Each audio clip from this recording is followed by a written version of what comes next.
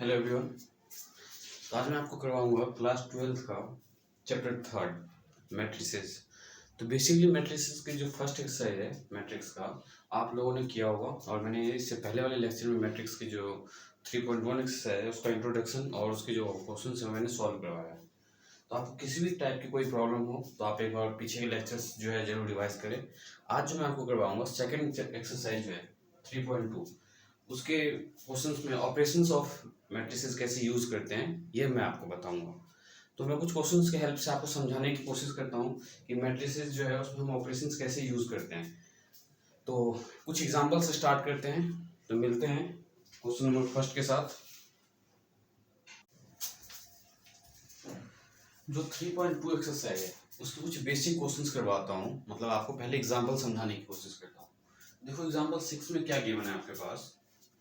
Given ए मतलब एक matrix दिया हुआ है, ये आपके क्या है नंबर ऑफ एलिमेंट। तो सबसे पहले देखो इस मैट्रिक्स का ऑर्डर क्या है। रो कितना है इसमें, number of row 1 and 2 means 2 row, and column क्या है 1 2 एंड 3। सिमिलरली इस मैट्रिक्स का ऑर्डर क्या है 2 रो एंड 3 कॉलम। तो मैंने इससे पहले के जो लेक्चर्स है उसमें जो प्रॉपर्टीज ऑफ एडिशन बताया हुआ था मैंने मैट्रिक्स के, कि कभी भी आप दो मैट्रिक्स या दो मैट्रिक्स को ऐड या सब्ट्रैक्ट आप जब भी कर सकते हो जब आपके पास क्या गिवन हो, इनके ऑर्डर्स सेम हो। मींस इसका अगर 2 into 3 ऑर्डर है मैट्रिक्स का तो इसका भी देखो 2 into 3। अगर ये 3 into 2 ऑर्डर का होता तब हम इसे ऐड नहीं कर पाते। हमें फाइंड क्या करना है, find the value of a plus B. बहुत ही सिंपल है ये। a प्लस बी मतलब a मैट्रिक्स के जो एलिमेंट्स और जो b मैट्रिक्स के एलिमेंट उन दोनों को आपको ऐड करना है। देखो आपके पास a प्लस बी की जो वैल्यू आएगी आप कैसे फाइंड करोगे।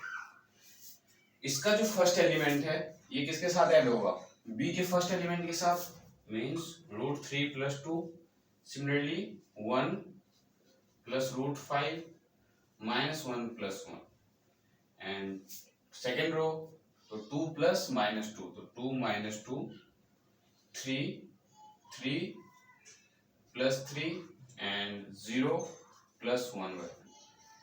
तो आप इसे सिंप्लीफाई करके क्या लिख सकते हो, √3 + 2 √3 + 2 ही होगा, क्योंकि हम किसी भी इरेशनल नंबर में 2 को जो ऐड करेंगे तो एज इट इज 2 का 2 ही होगा। सिमिलरली 1 + √5 -1 + 1 0, 2 - 2 0, एंड 3 + 3 6, 0 + 1/2 तो 1/2। तो ये आपका फाइनल आंसर होगा a प्लस बी। अब हमें एग्जांपल 7 जो है ये समझने की कोशिश करते हैं। देखो क्या है, इसका ऑर्डर सबसे पहले आप फाइंड करो। If a is this and b is this, find the value of 2a - b। अब जो आपको फाइंड करना है, क्या फाइंड करना है 2a - b, मतलब a जो मैट्रिक्स है उसमें सबसे पहले आपको क्या करना है 2 का मल्टीप्लिकेशन करना है होल मैट्रिक्स। देखो 2a कैसे फाइंड करते हैं, a क्या गिवन है आपके पास 1 2 3 2 3 1। तो 2a की वैल्यू कैसे फाइंड करोगे, देखो 2a मींस जो ये मैट्रिक्स जो है इसके अंदर 2 का जो है ईच एंड एवरी एलिमेंट के साथ मल्टीप्लाई। तो 2 into में 1 तो 2, 2 into में 2 4, 2 into में 3 6, 2 into में 2 4, 2 into में 3 6, एंड 2 into में 1 2। ये आपका रहा 2a। तो अब नाउ हमें क्या फाइंड करना है 2a - b मींस 2a की वैल्यू क्या है आपके पास 2 4 6 4 6 2 माइनस b, और b मैट्रिक्स देखो क्या गिवन है 3 -1 3 -1 0 2। तो आपको जहां तक ध्यान हो देखो इसका भी ऑर्डर सेम है और इसका भी ऑर्डर सेम है। कभी भी दो मैट्रिक्स को ऐड करने के लिए दिया जाए तो ये ध्यान में रखना आपको कि दोनों मैट्रिक्स के जो ऑर्डर है वो सेम होना चाहिए।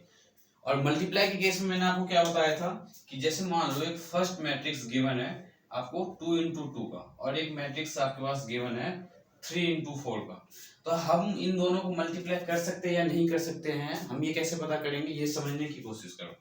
जैसे ये आपके पास फर्स्ट मैट्रिक्स है तो फर्स्ट मैट्रिक्स का कॉलम और जो सेकंड मैट्रिक्स है उसका रो वो क्या होना चाहिए सेम। मतलब देखो in case of multiplication, note down कर लेना ये, इन केस ऑफ मल्टीप्लीकेशन मतलब मल्टीप्लाई के केस में of two matrix,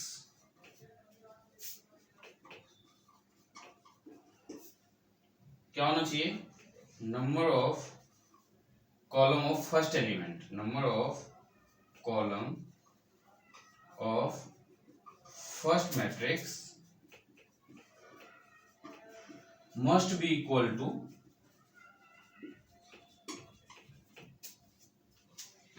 number of row of second matrix of second matrix।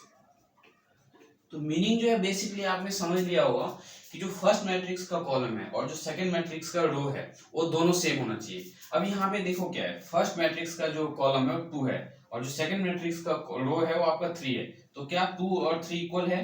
बिल्कुल नहीं है। मींस कभी भी जब number of column of first matrix और number of row of second matrix equal नहीं हो तो आप सिंपली वहां पे लिख सकते हो कि आप उन दोनों मैट्रिक्स को मल्टीप्लाई नहीं कर सकते। अब देखो ये एग्जांपल 7 आपके समझ में आया होगा, तो इसके 2-4 क्वेश्चन मैं आपको और सॉल्व करवाता हूं, उसके बाद हम एक्सरसाइज पे मूव करेंगे। एक्सरसाइज के कुछ क्वेश्चन जो हमने नहीं किया हुआ है प्रीवियस लेक्चर में वो मैं आपको सॉल्व करवाऊंगा।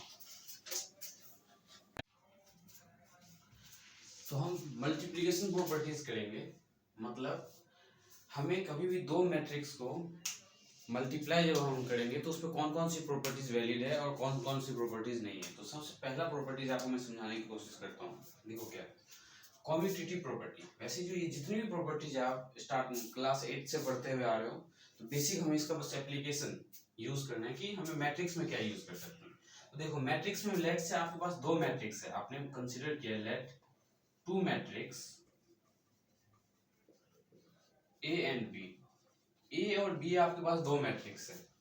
तो इसमें क्या हो सकता है कॉम्यूटेटिव प्रॉपर्टी में कि अगर आप ए और बी को जब मल्टीप्लाई करो तो ये b इंटू ए के इक्वल आ भी सकता है, और अगर आप a इंटू बी करो तो b इंटू ए के इक्वल नहीं भी आ सकता है।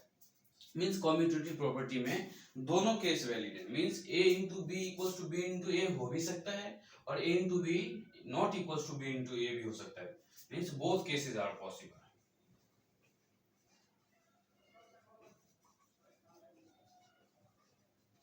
मीन्स कॉम्यूटेटिव प्रॉपर्टी जो है, कॉम्यूटेटिव प्रॉपर्टी दोनों के लिए means A into B equals to B into A, किसी किसी केस में तो ये भी हो सकता है, किसी किसी केस में इक्वल्स नहीं भी होंगे। मीन्स कॉम्यूटेटिव प्रॉपर्टी जो है आप ये नहीं कह सकते कि 100% जो है A into B equals to B into A हमेशा होगा, दोनों केसेस पॉसिबल है, इसमें ये ध्यान रखना। थर्ड सेकंड क्या आपका एसोसिएटिव प्रॉपर्टी। एसोसिएटिव प्रॉपर्टी में जो आपके पास मैट्रिक्स होगा वो तीन मैट्रिक्स गिवन होगा। क्यों? हमें पता है कि एसोसिएटिव नंबर हम एसोसिएटिव प्रॉपर्टी जब करते थे तो हमारे पास तीन नंबर हुआ करता था। तो हम जब एसोसिएटिव प्रॉपर्टी मैट्रिक्स के लिए करेंगे तो लेट दी मैट्रिक्स आपके पास क्या है A B and C. Let matrix B A B and C, तीन मैट्रिक्स है। एसोसिएटिव का क्या मीनिंग है, फर्स्ट टू मैट्रिक्स का जो मल्टीप्लीकेशन है उसका जब आप सेकंड के साथ करोगे, मींस ये दो मैट्रिक्स का आपने पहले मल्टीप्लाई किया, जो फाइनल रिजल्ट आया उसको आपने सी के साथ मल्टीप्लाई किया, तो ये किसके इक्वल होगा, सी इंटू में, ठीक है। या आप ये भी कह सकते हो कि मैंने क्या किया, ए सी का मल्टीप्लीकेशन पहले किया, बी का मल्टीप्लीकेशन मैट्रिक्स में बाद में किया, तो ये किसके इक्वल होगा, बी इंटू में ए सी के इक्वल। मींस एसोसिएटिव प्रॉपर्टी जो है मल्टीप्लीकेशन के केस में वैलिड है। तीन मैट्रिक्स में चाहे आप किसी भी दो मैट्रिक्स को पहले मल्टीप्लाई करो और थर्ड मैट्रिक्स को बाद में मल्टीप्लाई करो, उससे कोई प्रॉब्लम नहीं है। मींस अगर आपके पास एक मैट्रिक्स है 2 इंटू 2 का 2 4 6 4 एंड बी मैट्रिक्स है आपके पास 6 7 8 9 एंड सी मैट्रिक्स है आपके पास 4 6 8 9। अब आपको ये फाइंड करना है ए बी सी एंड एक फाइंड करना है ए सी बी। तो देखो जो वैल्यू इसकी आएगी A into B cross C, means A B का जो मल्टीप्लाई है जब उसको सी के साथ मल्टीप्लाई करोगे तो सेम वैल्यू आएगी जो आप पहले ए और सी को मल्टीप्लाई करो बाद में बी के साथ मल्टीप्लाई करो। मीन्स एसोसिएटिव प्रॉपर्टी जो है मल्टीप्लिकेशन के केस में वैलिड है। और डिस्ट्रीब्यूटिव प्रॉपर्टी देखो क्या है आपके पास, डिस्ट्रीब्यूटिव प्रॉपर्टी फर्स्ट देखो क्या है, ए को मैंने मल्टीप्लाई किया बी प्लस सी के साथ तो मुझे क्या मिला, ए इंटू में बी तो A B plus A into में सी तो ए सी।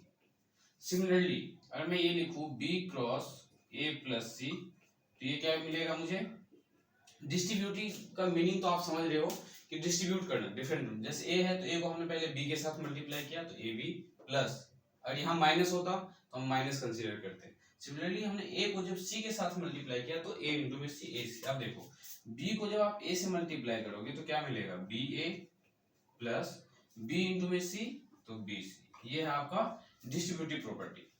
अब मल्टीप्लिकेटिव आइडेंटिटी जो है, तो मल्टीप्लिकेटिव आइडेंटिटी आपको पता होना चाहिए ऐसा मैट्रिक्स जिससे हम इस मैट्रिक्स में मल्टीप्लाई करें तो हमें वापस से वही मैट्रिक्स मिल जाए। तो देखो जैसे मान लो लेट आपके पास एक मैट्रिक्स ए है, इस मैट्रिक्स में आप किसका मल्टीप्लिकेशन करोगे तो आपको वापस से मिल जाएगा। तो नॉर्मली ये ध्यान रखना स्पेशल केस है, हमेशा किसी ए मैट्रिक्स को जब आप आई मैट्रिक्स से मल्टीप्लाई करोगे तो आपको ए मिलेगा, चाहे आप आई में ए का मल्टीप्लाई करो तब भी आपको ए मिलेगा। मीनिंग क्या है, देखो ए आपका कोई भी मैट्रिक्स हो सकता है, लेकिन ध्यान में क्या रखना है, ए मैट्रिक्स हमेशा स्क्वायर मैट्रिक्स होगा। मींस मल्टीप्लिकेटिव आइडेंटिटी जो है वैलिड किस केस में है, स्क्वायर मैट्रिक्स के केस में। स्क्वायर मैट्रिक्स के केस में जब आप आइडेंटिटी मैट्रिक्स को ए से मल्टीप्लाई करोगे या ए मैट्रिक्स को आप आइडेंटिटी मैट्रिक्स से मल्टीप्लाई करोगे, दोनों के केस में आपको जो है वापस से वही मैट्रिक्स मिलेगा जो मैट्रिक्स आपने कंसीडर किया हुआ है। Similarly multiplicative identity, multiplicative inverse, तो मल्टीप्लिकेटिव इनवर्स में हमारे पास मान लो लेट्स से एक मैट्रिक्स कंसीडर किया आपने, let the matrix B A, let the matrix B A. Multiplicative inverse का मीनिंग ये है, ए मैट्रिक्स को आप ऐसे कौन से मैट्रिक्स से मल्टीप्लाई करो तो फाइनल आंसर जो आपको आइडेंटिटी मैट्रिक्स मिले। तो देखो ए को हम किससे मल्टीप्लाई करेंगे तो हमें आइडेंटिटी मैट्रिक्स मिलेगा, तो ए इंटू में ए इनवर्स इक्वल्स टू आई, और ए इनवर्स में अगर आप ए से मल्टीप्लाई करो तो भी आपको क्या मिलेगा, आई। तो मल्टीप्लिकेटिव इनवर्स का क्या मीनिंग है, जो मैट्रिक्स आपके पास गिवन है उसमें उस मैट्रिक्स के इनवर्स जब आप मल्टीप्लाई कर दो तो आपको मल्टीप्लिकेटिव इनवर्स फाइंड हो जाएगा। और ये भी कब वैलिड है, only in case of square matrix.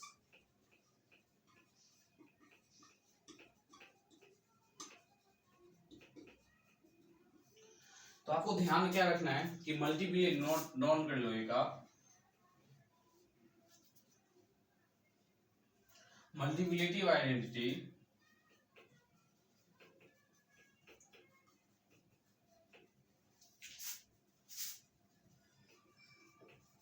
and multiplicative inverse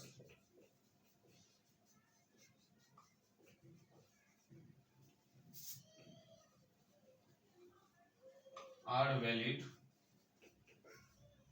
only in case of square matrix। तो होप सो आप लोगों को जो है ये properties of multiplication over the matrices समझ में आया होगा। तो आपको जो मैं नेक्स्ट क्लास में क्वेश्चंस करवाऊंगा इसके बिहाफ पे जो बाकी के क्वेश्चंस है वो आपको सॉल्व करवाऊंगा।